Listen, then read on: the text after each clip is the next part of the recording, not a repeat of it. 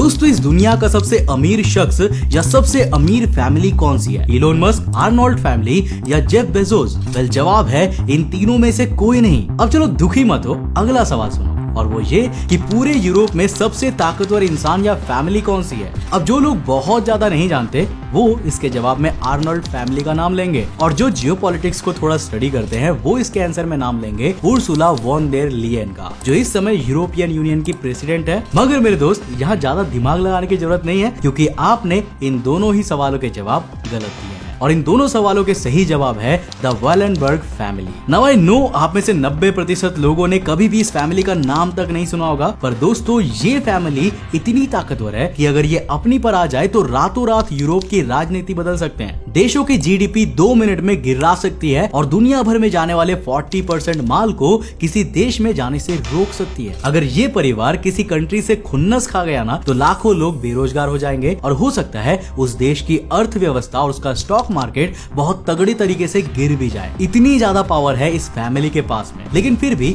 800 अरब dollar की official net worth और कुछ अनरिलायबल सोर्सेज के हिसाब से 1 ट्रिलियन से ज्यादा की संपत्ति वाले इस परिवार का नाम आपको ना तो किसी फोर्ब्स की लिस्ट में मिलेगा और ना ही आपको यूट्यूब स्क्रॉल करते हुए उनकी रईसी के वीडियोस मिलेंगे। फिर आखिर सवाल ये आता है कि इस परिवार ने ऐसा क्या कर लिया जो आज इनके पास इतनी ज्यादा ताकत आ चुकी है? वेल आज के इस वीडियो में हम इसी केस स्टडी को डिकोड करते हुए कुछ ऐसे लेसन्स के बारे में बात करेंगे जिन्हें आप अपनी जिंदगी में अप्लाई करके सक्सेसफुल बन सकते हैं। तो हेलो गाइस, मैं हूं कौशिक और चलिए शुरू करते हैं एक और नए एपिसोड को। तो बेसिकली इस फैमिली का इतिहास बहुत बड़ा है, लेकिन इस पूरे मामले की शुरुआत होती है 19 नवंबर 1816 के दिन, जब स्वीडन के लिंकोपिंग में लोकल चर्च के बिशप के घर एंड्रे ऑस्कर वालेनबर्ग का जन्म हुआ। एक बिशप के घर पैदा होने की वजह से ऑस्कर को एजुकेशन के मामले में सब कुछ बेस्ट मिला, लेकिन साल 1837 में उसने दुनिया एक्सप्लोर करने के मकसद से नेवी को ज्वाइन किया और किस्मत तो देखो 1837 में उसकी पोस्टिंग भी हुई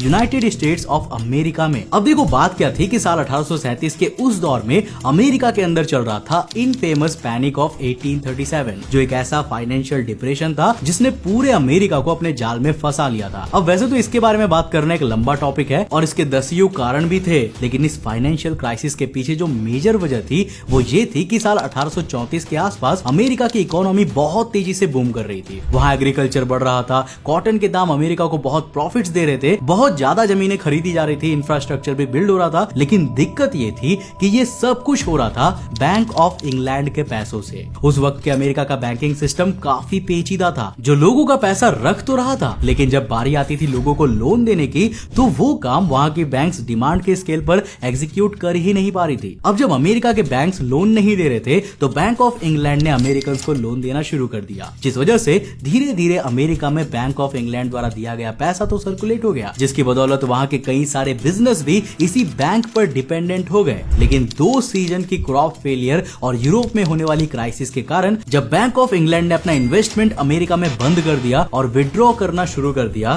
तब अमेरिकन मार्केट पूरी तरह से डिस्टर्ब हो गई। इन्वेस्टमेंट की कमी की वजह से कंपनियां बंद हो गई, कंपनियां बंद होने की वजह से अनएम्प्लॉयमेंट बढ़ गया और क्रॉप फेलियर की वजह से जो नुकसान हुआ वो अलग। अब लोग इसके अलग अलग कारण बताते हैं, लेकिन एक बढ़िया ऑब्जर्वर होने के नाते आंद्रे ने इस पूरे सिनेरियो को बहुत क्लोजली स्टडी किया और ये निष्कर्ष दिया कि इस पूरे इकोनॉमिक क्राइसिस में अगर किसी की गलती थी तो वो थी अमेरिकन बैंक्स के माइंडसेट की। उनके हिसाब से अगर अमेरिकन बैंक्स ने बढ़ती इकोनॉमी को देखते हुए अपना पैसा उधार के तौर पर लोगों को दिया होता तो ना सिर्फ अमेरिका का ही पैसा अमेरिका को चलाने का काम करता, बल्कि लोन से मिलने वाला मोटा इंटरेस्ट बैंक कमाता वो अलग। साल 1851 में जब आंद्रे ने अपनी लेफ्टिनेंट की पोस्ट छोड़ी तो स्वीडन भी अपने पीक को रजिस्टर कर रहा था। इंडस्ट्रियलाइजेशन दिन ब दिन बढ़ रहा था, नई नई कंपनी स्वीडन में खुल रही थी और इकोनॉमी अपनी बूम पर पहुंच रही थी। लेकिन स्वीडन के बैंक्स भी वही गलती कर रहे थे जो अमेरिका के बैंक्स ने की। स्वीडन के बैंक्स भी किसी लॉकर की तरह ऑपरेट कर रहे थे जिसमें लोग सिर्फ अपने पैसों को सुरक्षित रख सकते थे, लेकिन ना तो वहाँ के बैंक्स अच्छी क्वांटिटी में लोन्स दे रहे थे और ना ही बैंक में डिपॉजिट करने वाले लोगों को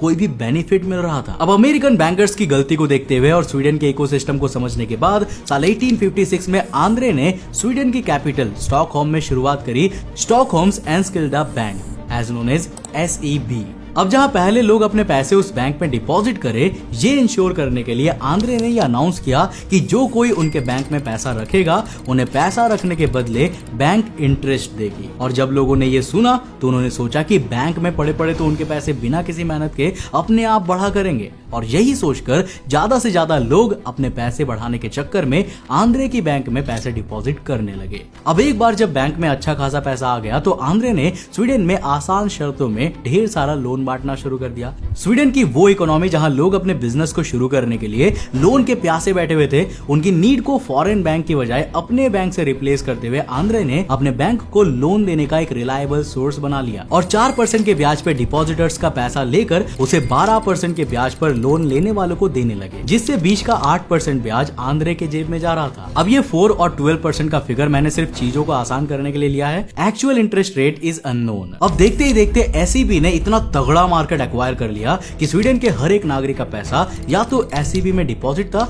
या तो वो एसईबी से लिया हुआ कोई लोन चुका रहे थे, या फिर उसकी कंपनी एसईबी से एसोसिएटेड थी। अब आम आदमी इतना पैसा कमाकर संतुष्ट हो जाता है और सोचता है कि इससे आगे नहीं बढ़ता, लेकिन जिस चीज ने आंद्रे को सबसे ज्यादा पावरफुल बनाया था वो था उसका अगला स्टेप, जिसके तहत उसने अपने बैंक द्वारा कमाए गए पैसों को अलग अलग सेक्टर्स में इन्वेस्ट करके बड़ी बड़ी कंपनीज के स्टॉक्स खरीदे। अब चाहे बात हो इलेक्ट्रिसिटी की, फार्मास्यूटिकल की, ट्रैवल की, या इवन स्टॉक मार्केट की ही। इंसान चाहे बीमार हो, चाहे उसके घर में बिजली आए, चाहे उसको कहीं घूमने जाना हो, या फिर उसे कोई भी सुविधा क्यों ना चाहिए हो, वो जो कुछ भी खरीदेगा, जहां कहीं भी पैसा खर्च करेगा, उसका पैसा इनडायरेक्टली उस एक शख्स के पास जाता ही था जिसने अपनी इन्वेस्टमेंट को इतना डाइवर्सिफाई कर लिया था। और देखते ही देखते एक समय ऐसा आ गया था जब स्वीडन में काम करने वाले 40% लोग किसी न किसी तरह से वॉलेनबर्ग फैमिली के अंडर ही काम कर रहे थे। अर्थव्यवस्था हिला देने वाली ताकत को देखते हुए प्रशासन भी इतना डर गया कि साल 1916 में स्वीडन की सरकार ने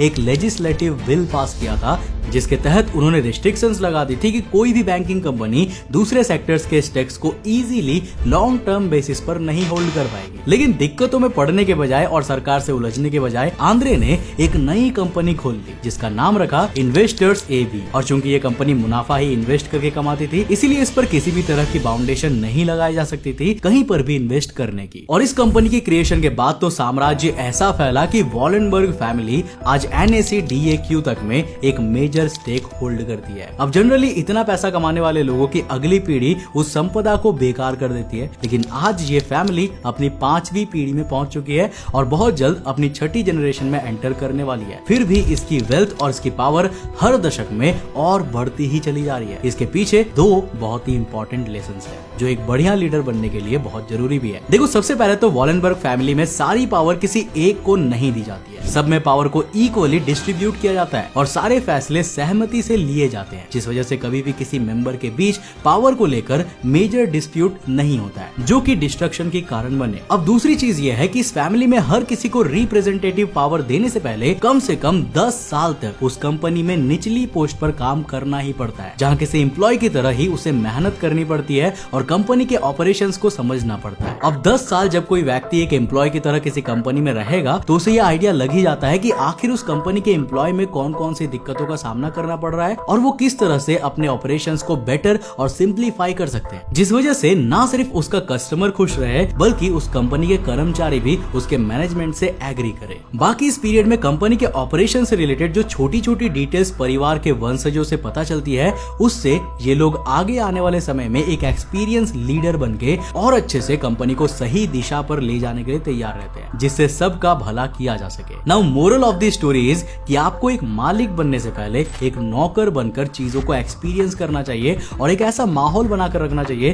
ताकि लोगों के अंदर डर से ज्यादा आपको सही दिशा दिखाने की प्रेरणा रहे। अब देखो, अगर टीम में हर कोई एक कोलैबोरेटिव एफर्ट डालकर नए नए आइडियाज पिच करेगा और आप उन आइडियाज की इज्जत करेंगे, तभी एक बेटर अंडरस्टैंडिंग के साथ कंपनी का ब्राइट फ्यूचर पॉसिबल हो पाता है। और जब आप खुद एक नौकर की तरह कंपनी के बेसिक्स को समझेंगे, तभी आपको अंदाजा लग जाएगा कि कंपनी के लोअर लेवल और टॉप लेवल में सब कुछ अच्छा करने के लिए कौन कौन सी चीजों की तरफ ध्यान देना जरूरी है। अब इस परिवार का बैंकिंग सेक्टर इतना बड़ा है कि ये रातों रात देश डुबा सकते हैं। इनका पॉलिटिकल इन्फ्लुएंस इतना ज्यादा है कि 2 दिन के अंदर सरकार को पलट सकते हैं और 50 से ज्यादा कंपनियों में 10 लाख से ज्यादा एम्प्लॉयज की स्ट्रेंथ वाले इकोसिस्टम के साथ बड़े बड़े देशों से अपनी कंपनी को हटाकर वहां से रोजगार और वहां का जीडीपी कंट्रीब्यूशन 0 भी कर सकते हैं। इतनी ताकत होने के बावजूद आपने कभी भी इस परिवार का नाम नहीं सुना होगा, क्योंकि इस फैमिली का मोटो ही है एसी नन विडेरी, जिसका मतलब होता है काम करना है लेकिन बिना किसी को दिखाई पड़े। और मेरे दोस्त, इन्हीं हरकतों से आज सिर्फ 7 लोगों में बटी ये फैमिली अनकाउंटेबल पावर और वेल्थ की मालिक बनकर बैठी है। वैसे क्या आपको पहले इस फैमिली के बारे में पता था? हाँ या नहीं नीचे कमेंट करके जरूर बताना। अगर वीडियो पसंद आया तो लाइक करके जाना।